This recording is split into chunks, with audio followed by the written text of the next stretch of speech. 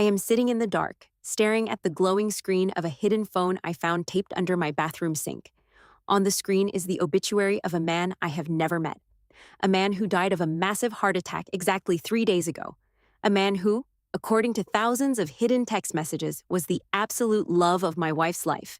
My name is Arthur. I'm 40 years old. I have been married to my high school sweetheart, Evelyn, for 16 years. We have 3 beautiful daughters. We have a beautiful home in the suburbs. We have what everyone calls the perfect life. But for the last 3 days, my perfect wife has been missing. It started on a Tuesday afternoon. Evelyn came home from work in a frantic panic. Our oldest daughter saw her rushing through the hallway, tears streaming down her face. Evelyn packed a small overnight bag and completely ignored our daughter's questions and drove away. For 3 days, I lived in absolute hell. I thought she was kidnapped. I thought she had a mental breakdown. I called her parents, but they gave me vague answers. They told me she was safe and demanded that I show patience. I called her sister. Her sister played dumb. The deafening silence of this house was driving me insane. My 3 girls kept asking where their mother was, and I had absolutely nothing to tell them. By the third night, I was ready to call the police to report a missing person. But then I went into our master bathroom to look for her anxiety medication. I dropped a bottle of pills, and it rolled under the sink. When I reached for it, my fingers brushed against something hard taped to the underside of the cabinet. It was a burner phone. I charged it, and it did not have a passcode. And what I found inside destroyed my 22-year relationship in a matter of seconds. Evelyn was not having a mental breakdown. Evelyn was having a 4-year affair with a senior executive at her company. His name was Marcus, and Marcus had died of a heart attack on Tuesday morning. Evelyn did not flee our home to clear her head. She fled to secretly mourn the death of her lover. And the most sickening part, her mother knew. Her sister knew. They had been covering for her the entire time. Every late work meeting, every weekend trip, every traffic jam. It was all a meticulously crafted lie. Pattern interrupt. They join hip-jot-jot-ngot. I remember falling to my knees on the cold bathroom tiles. The physical pain in my chest was blinding. I wanted to scream. I wanted to smash the mirrors. I wanted to pack my bags, take my daughters, and disappear before she ever walked back through that front door. But then, the blinding rage cooled. It turned into ice. If I confronted her now, she would cry. She would play the victim. She would create a chaotic scene and try to manipulate the narrative for our daughters and the divorce lawyers. She would prepare her defense. No, I was not going to give her that luxury. She had played me for a fool for 4 years. Now, it was my turn to play. If you have ever trusted someone completely, only to have them stab you in the back, you know exactly how cold my heart turned at that moment. Hit that subscribe button right now if you want to see exactly how a betrayed man orchestrates the perfect revenge. The next morning, I heard the front door unlock. Evelyn was finally home. I quickly placed the burner phone back under the sink. I walked downstairs. She was standing in the foyer, looking exhausted, pathetic, and drained. She was wearing dark sunglasses to hide her swollen eyes. She was ready for me to yell. She was ready for me to demand answers so she could feed me a rehearsed lie about work stress and depression. Instead, I walked up to her and wrapped my arms around her. "I am so glad you are safe," I whispered into her ear. "I was so worried about you, honey." She stiffened in my arms. This was not the reaction she expected. She slowly took off her sunglasses, looking at me with pure confusion. "Arthur, I am so sorry," she stammered, her voice shaking. I had a complete breakdown. The stress at work, the pressure. I needed to escape. I stayed at a cheap motel just to sleep. I am so sorry I scared you." I looked deep into her eyes.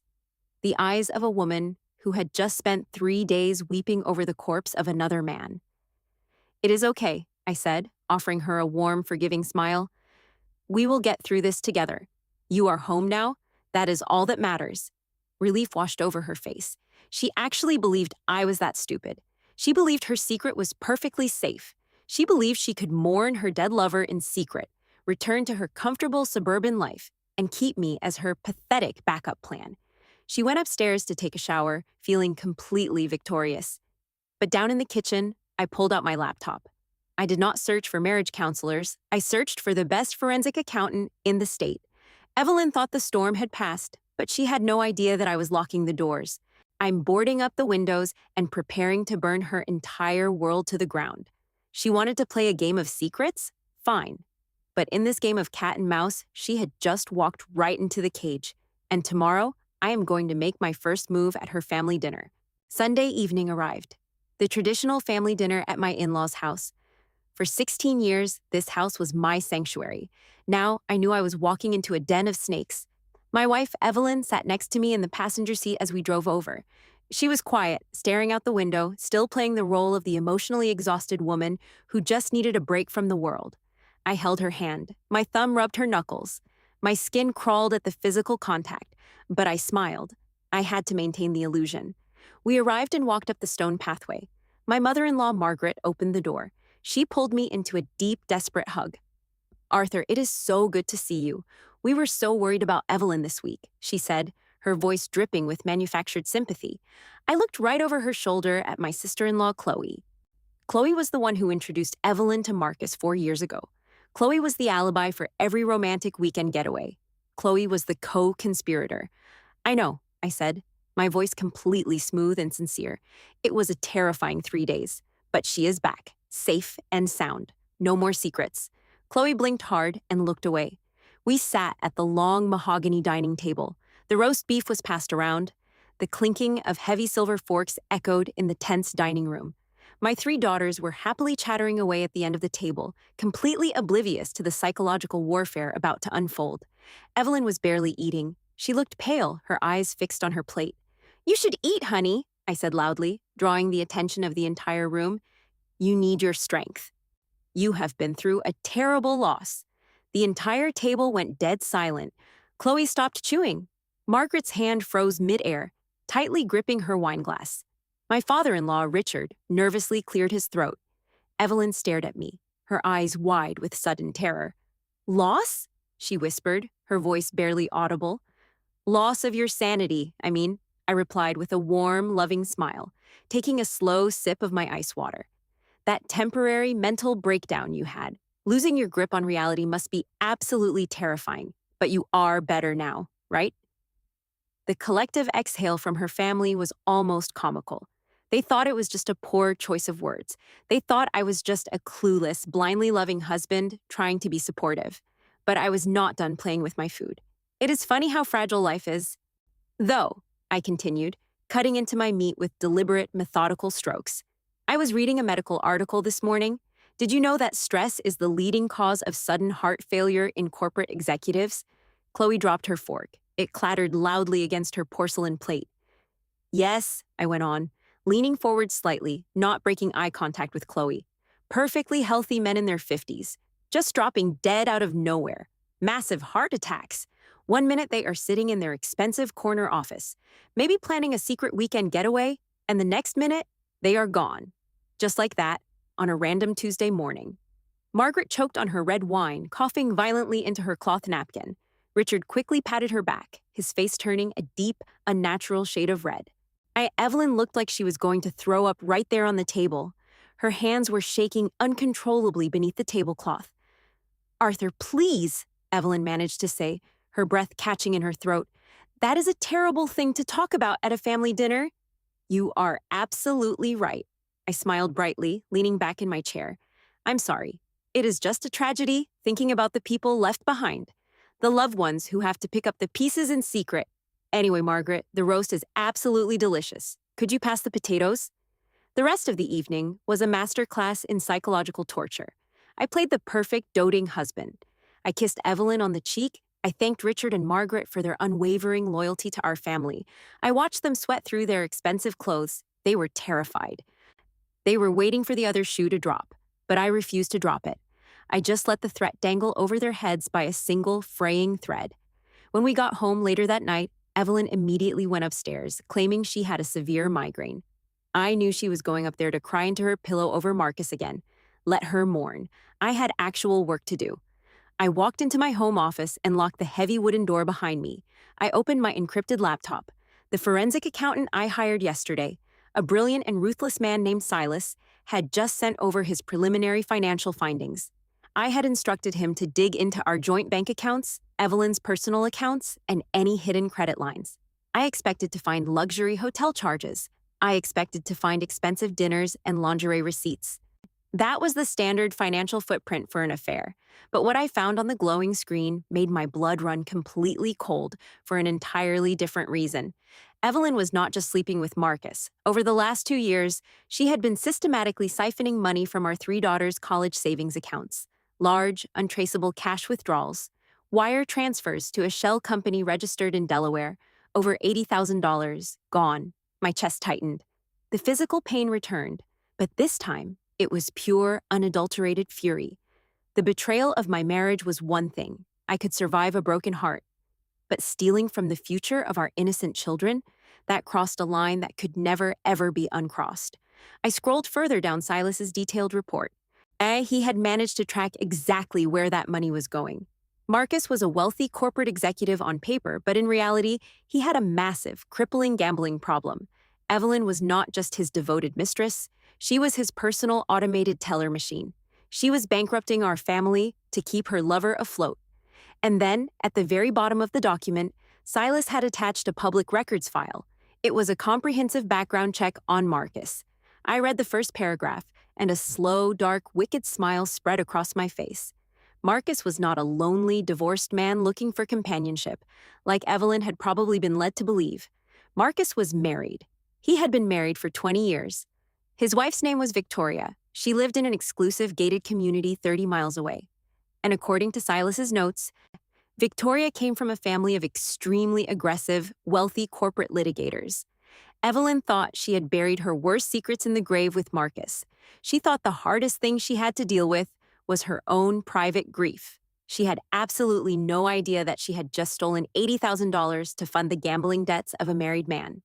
I picked up a black ink pen and wrote down Victoria's personal phone number on a yellow legal pad.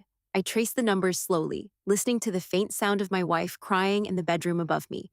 Tomorrow morning, Evelyn was going back to her office for the first time since her lover died.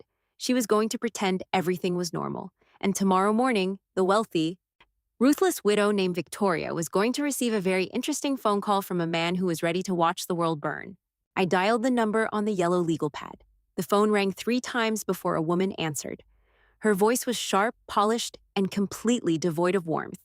Victoria speaking. My name is Arthur, I said, keeping my tone perfectly even. You do not know me, but my wife, Evelyn, works at your late husband's company, and for the last 4 years, she was also sharing his bed. There was a long, heavy silence on the other end of the line. I expected her to hang up. I expected her to scream or cry or curse me out. Instead, she let out a slow, controlled breath. I'm listening, she said. I have financial documents, I continued. Documents that prove my wife was not just his mistress. She was funding his gambling debts. $80,000 stolen from my daughter's college funds. I'd wired directly into shell accounts tied to your husband. I think we need to have a conversation. The Oak Room at the Grand Hotel, Victoria replied without missing a beat. Tomorrow at noon. Do not be late. The line went dead. I smiled. She was exactly the kind of predator I needed for this hunt. The next day, I walked into the Oak Room at exactly noon. It was an exclusive, dimly lit lounge meant for power lunches and discreet conversations. Victoria was already sitting in a corner booth. She was wearing a tailored black suit, her blonde hair pulled back perfectly. She did not look like a grieving widow. She looked like an executioner. I sat down across from her and slid a thick manila folder across the polished mahogany table. You have 5 minutes to convince me not to destroy you and your wife, Victoria said, not even looking at the folder yet. Her dark eyes locked onto mine. I am already destroying my wife, I replied coldly. I am just giving you the courtesy of pulling the trigger on your husband's legacy. Victoria opened the folder. She analyzed the bank statements, the wire transfers, and the timeline of the affair that Evelyn had so foolishly written out by hand. I watched Victoria's face carefully. There were no tears. There was only a tightening of her jaw, a subtle clenching of her perfectly manicured hands. Marcus always had a sickness for the casinos, Victoria whispered, her voice like crushed ice. My family cut off his access to our trust funds 3 years ago. I thought he had gotten clean. I had no idea he found a pathetic, desperate piggy bank to fund his addiction. Evelyn thought he was a wealthy, successful corporate giant, I said, taking a sip of my black coffee.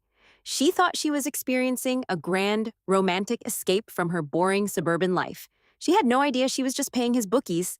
Victoria closed the folder and looked at me. The shared understanding between us was absolute. We were two people who had given everything to our spouses, only to be humiliated and discarded. We were not looking for closure. We were looking for blood. My family's law firm can freeze all of his remaining corporate assets, Victoria stated calmly, but the $80,000 is gone, laundered through offshore betting sites. You are never getting that money back, Arthur. I do not care about the money anymore, I said, leaning forward. I care about the destruction of her reality. I want her to lose her job. I want her family to be publicly humiliated. I want her to have absolutely nothing left. A slow, wicked smile touched the corners of Victoria's mouth. Evelyn is a mid-level manager at Marcus's corporate office, Victoria noted. The company is hosting a memorial service for Marcus this Friday in the main lobby. The entire board of directors will be there, investors, co-workers. Evelyn will have to be there, playing the role of the grieving, supportive employee.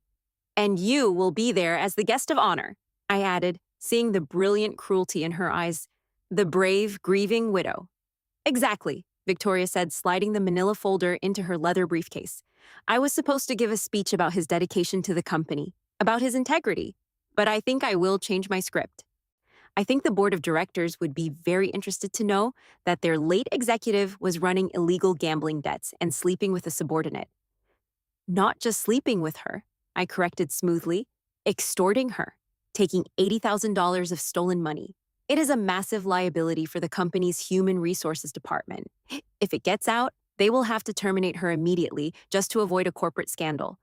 They will fire her before the caterers even clean up the champagne glasses, Victoria agreed. She extended her hand across the table. Her grip was firm and cold. Arthur, it is an absolute pleasure doing business with you. Likewise, Victoria. I left the hotel feeling a dark, satisfying thrill coursing through my veins. The trap was set. For the next 3 days, I played the ultimate role at home. I made Evelyn breakfast. I asked her how she was coping with her work stress. I watched her put on her expensive makeup, completely unaware that she was preparing for her own funeral. Thursday night, the eve of the memorial service, Evelyn sat at the kitchen island. She looked nervous. Tomorrow is going to be a hard day at the office, she lied smoothly, staring at her tea. We are having a corporate memorial for one of the senior executives who passed away. It is just going to be very heavy. I am so sorry, honey, I said, placing a comforting hand on her shoulder. You have been through so much trauma lately. Would you like me to come with you? To support you? Evelyn's eyes widened in sheer panic. The thought of me standing in the same room as her dead lover's widow, and surrounded by her coworkers, terrified her. No, she said quickly, forcing a tight smile. No, it is strictly for employees. Spouses are not invited. But thank you, Arthur. You are so sweet. Anything for you, Evelyn? I whispered, kissing the top of her head. I walked upstairs, went into my closet, and pulled out my best dark gray suit. Evelyn was right. Spouses of employees were not officially invited to the memorial, but Victoria had left a VIP guest pass with my name on it at the front security desk. I was not just going to watch her world burn from the sidelines. I was going to be sitting in the front row, watching the ashes fall. Friday morning arrived with a cold, gray overcast, the perfect weather for a funeral. Or in this case, a corporate execution. I stood in the massive, glass-walled lobby of the corporate headquarters. The ceiling stretched up 4 stories, supported by cold marble pillars. A soft, mournful string quartet played in the corner. Waiters in black vests circulated with silver trays of champagne and sparkling water. It was an elegant display of wealth and manufactured grief. I adjusted the lapels of my dark gray suit and pinned the VIP guest badge to my chest. Victoria had left it for me at the front security desk, just as promised. I walked toward the back of the room and positioned myself in the shadow of a large pillar. From here, I had a perfect view of the entire room, and more importantly, I had a perfect view of Evelyn. She was standing near the front row of arranged folding chairs. She wore a modest, perfectly tailored black dress. She held a tissue in her left hand, delicately dabbing the corners of her eyes while a senior vice president patted her shoulder in sympathy. She was playing her part flawlessly. The devastated, loyal colleague mourning the tragic loss of a brilliant mentor. It was a spectacular performance. But the curtain was about to fall. The low hum of conversation faded as the chief executive officer stepped up to the acrylic podium. He tapped the microphone. He delivered a very safe, very boring 5-minute eulogy about Marcus. He talked about market shares, leadership, and vision. He spoke about Marcus as if he were a saint of the financial sector. Evelyn nodded along, wiping away a single pathetic tear. And now, the chief executive officer announced, his voice dropping to a solemn whisper. We invite Marcus's widow, Victoria, to say a few words. The room fell absolutely silent. The respect for the grieving widow was palpable. Victoria walked to the podium. She did not look like a woman broken by tragedy. She looked like a general surveying a battlefield. She wore a sharp black designer suit.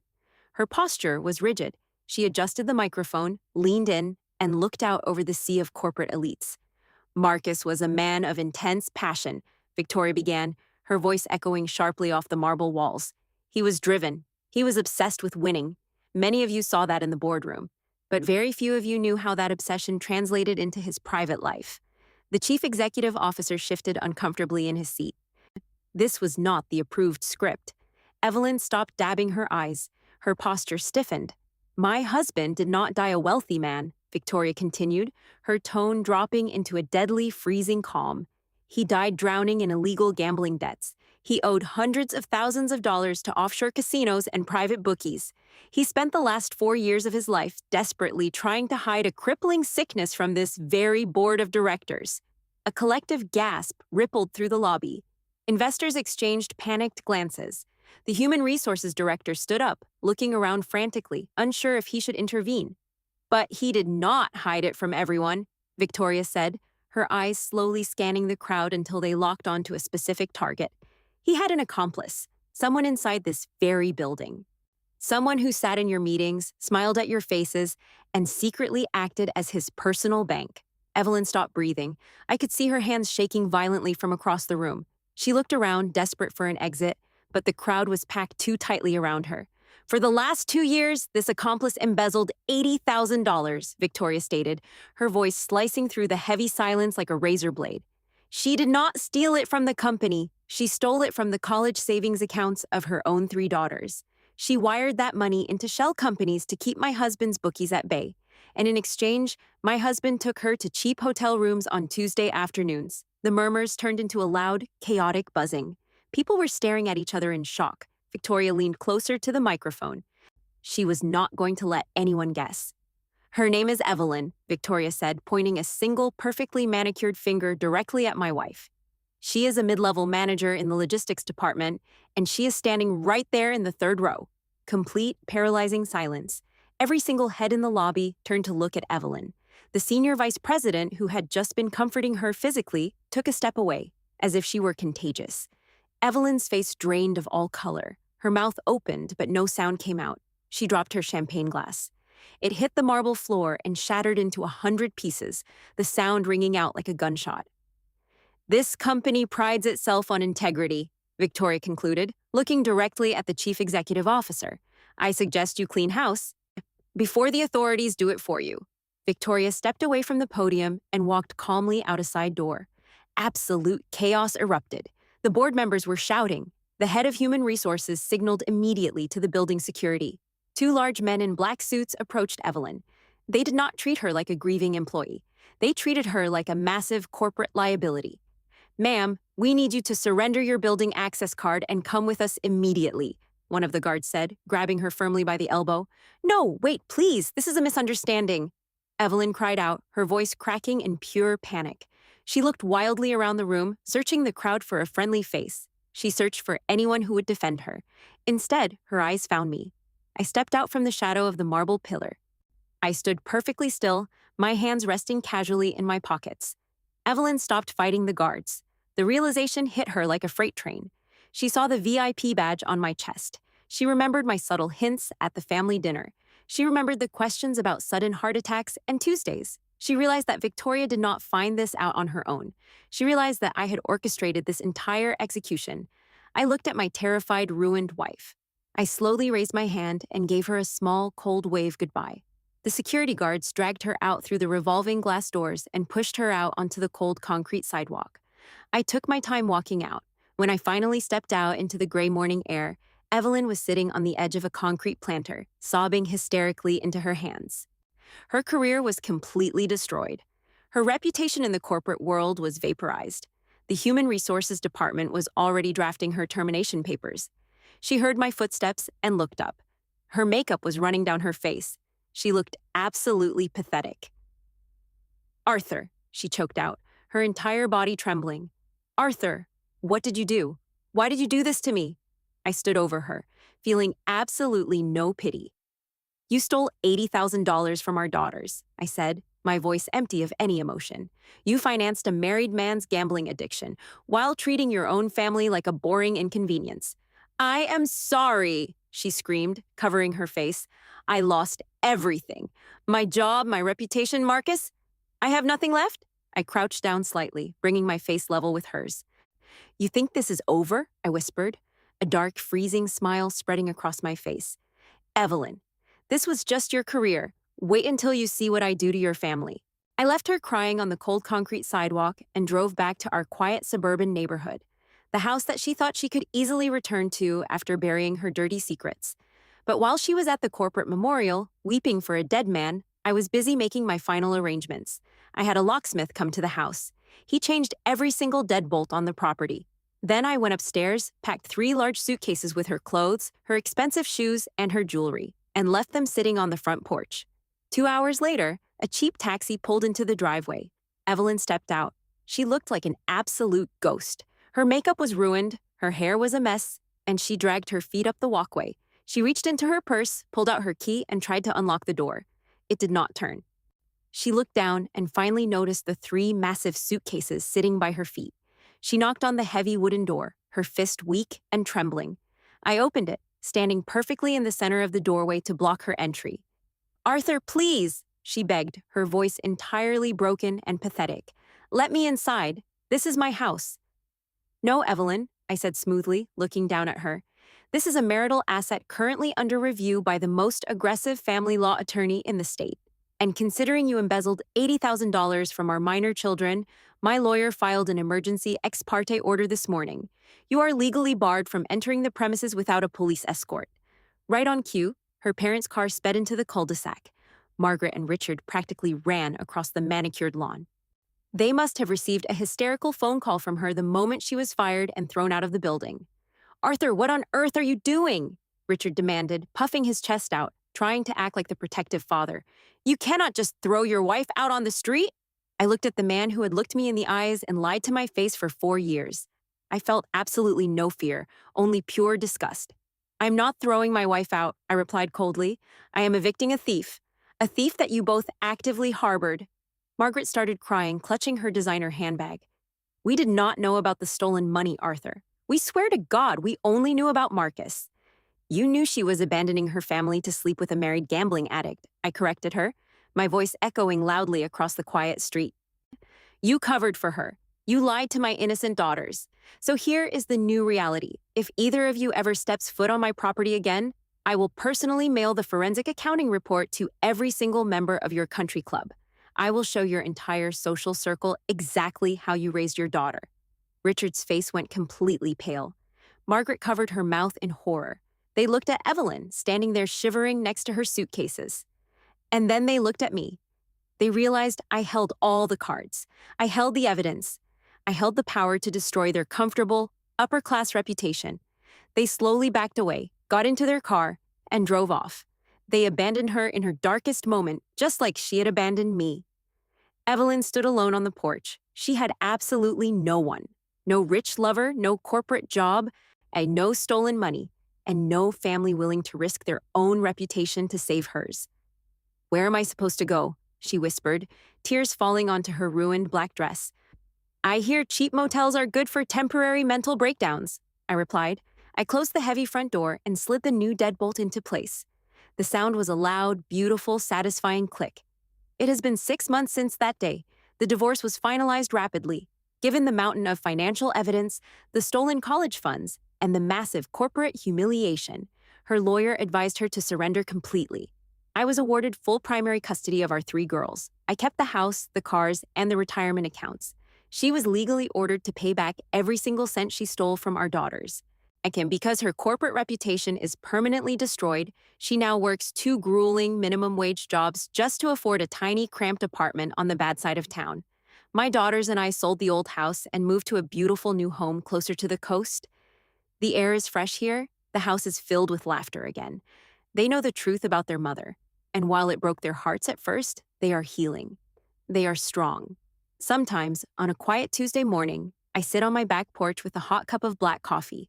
I watch the sun rise over the water, and I think about Evelyn. I think about her waking up in the dark, putting on a cheap uniform, and realizing that she traded a perfect, beautiful life for absolutely nothing. Revenge is not about anger. Anger is loud, messy, and emotional. True revenge is cold. It is calculated, and when it is executed perfectly, it is the most peaceful feeling in the entire world.